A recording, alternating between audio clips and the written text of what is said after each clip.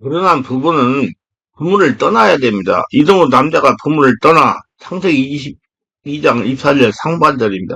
남자가 부모를 떠나는 나라에는 여자도 부모를 떠나는 말이 내포되어 있습니다.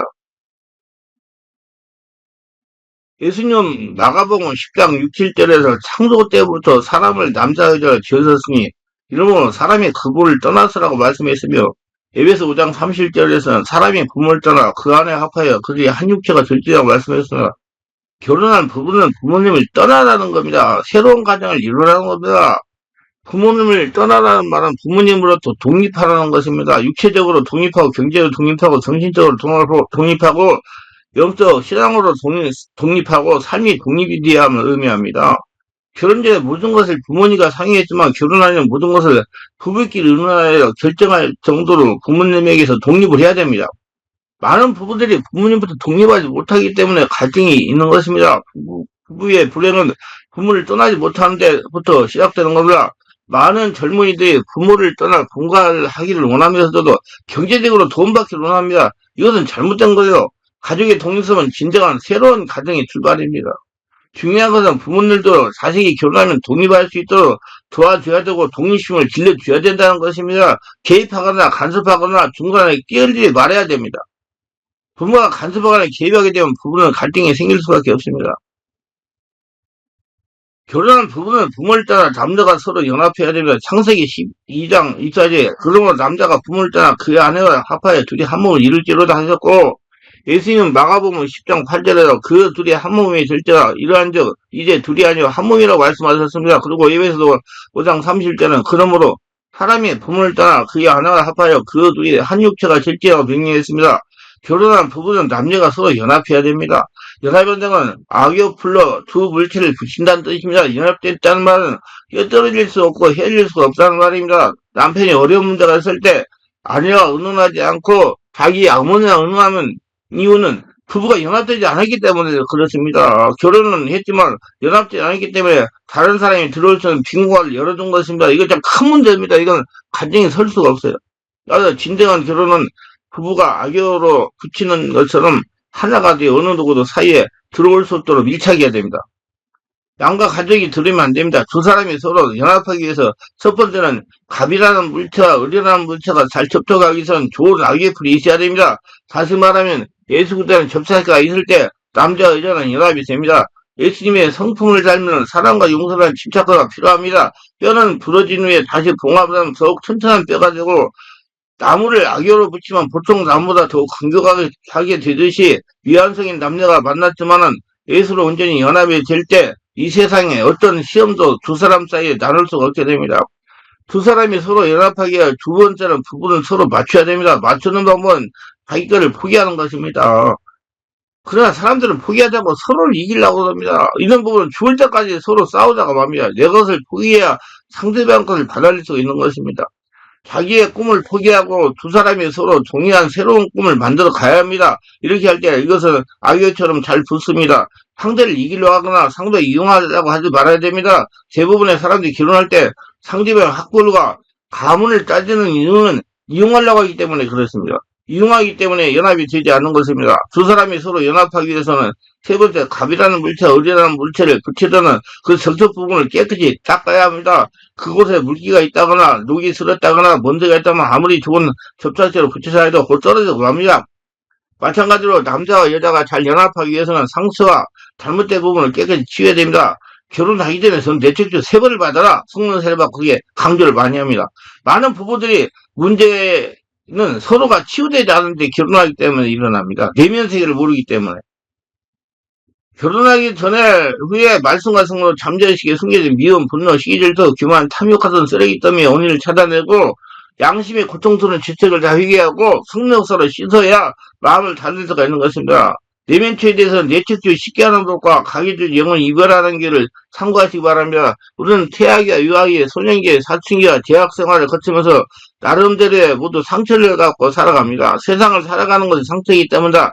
이 상처들이 예수 이름으로 성령의 역사로 치유돼야 됩니다. 성령 임재 가운데 상처가 고백되고 공개되고 그 아픔들이 치유되어 이기적인 자가 동기와 개성을 포기해야 됩니다. 상처난 부분들이 예수 이름과 성령 역사로 깨끗이 치유돼야 됩니다.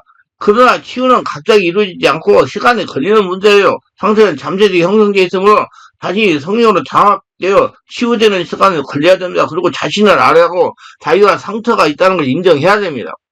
결혼 초에 상대방의 기선을 제압하는 싸움을 한다는데 이런 싸움이 끝이 없음을 아시기를 바랍니다.